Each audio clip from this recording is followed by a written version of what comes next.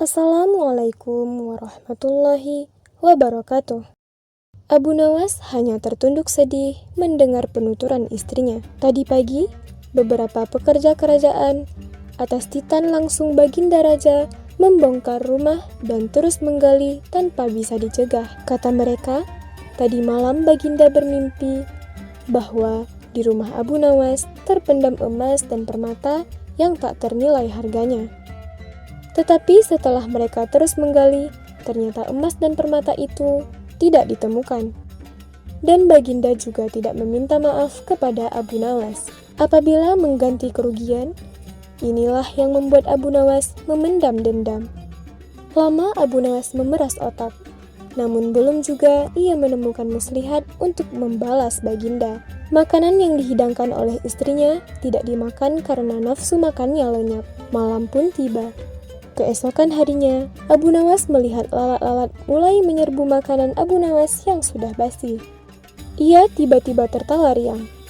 "Tolong ambilkan kain penutup untuk makananku dan sebatang besi," Abu Nawas berkata kepada istrinya. "Untuk apa?" tanya istrinya heran.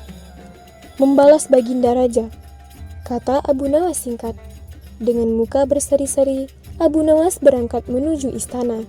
Setiba di istana, Abu Nawas membungkuk hormat dan berkata, "Ampun tuanku, hamba menghadap tuanku Baginda hanya untuk mengadukan perlakuan tamu-tamu yang tak diundang.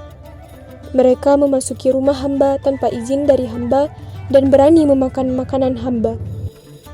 "Siapakah tamu-tamu yang tidak diundang itu, wahai Abu Nawas?" sergap Baginda kasar. "Lalat-lalat ini tuanku," kata Abu Nawas sambil membuka penutup piringnya. "Kepada siapa lagi kalau bukan kepada Baginda, junjungan hamba. Hamba mengadukan perlakuan yang tidak adil ini." "Lalu, keadilan yang bagaimana yang engkau inginkan dariku?" "Hamba hanya menginginkan izin tertulis dari Baginda sendiri agar hamba bisa dengan leluasa menghukum lalat-lalat itu." Baginda Raja tidak bisa mengelakkan diri menolak permintaan Abu Nawas karena pada saat itu para menteri sedang berkumpul di istana. Maka, dengan terpaksa, Baginda membuat surat izin yang isinya memperkenankan Abu Nawas memukul lalat-lalat itu dimanapun mereka hinggap. Tanpa menunggu perintah, Abu Nawas mulai mengusir lalat-lalat di piringnya hingga mereka terbang dan hinggap di sana-sini. Dengan tongkat besi yang sudah sejak tadi dibawanya dari rumah, Abu Nawas mulai mengejar dan memukuli lalat-lalat itu. Ada yang hinggap di kaca. Abu Nawas dengan leluasa memukul kaca itu hingga hancur.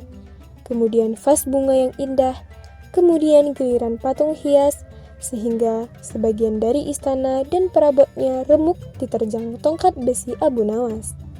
Bahkan Abu Nawas tidak merasa malu memukul lalat yang kebetulan hinggap di tempayan Baginda Raja. Baginda Raja tidak bisa berbuat apa-apa, kecuali menyadari kekeliruan yang telah dilakukan terhadap Abu Nawas dan keluarganya. Dan setelah merasa puas, Abu Nawas mohon diri. Barang-barang kesayangan Baginda banyak yang hancur. Bukan hanya itu saja, Baginda juga menanggung rasa malu. Kini, ia sadar betapa kelirunya berbuat semena-mena kepada Abu Nawas.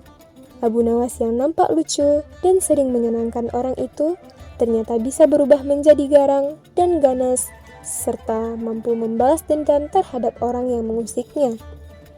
Abu Nawas pulang dengan perasaan lega.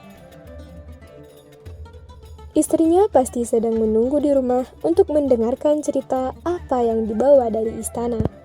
Assalamualaikum warahmatullahi wabarakatuh.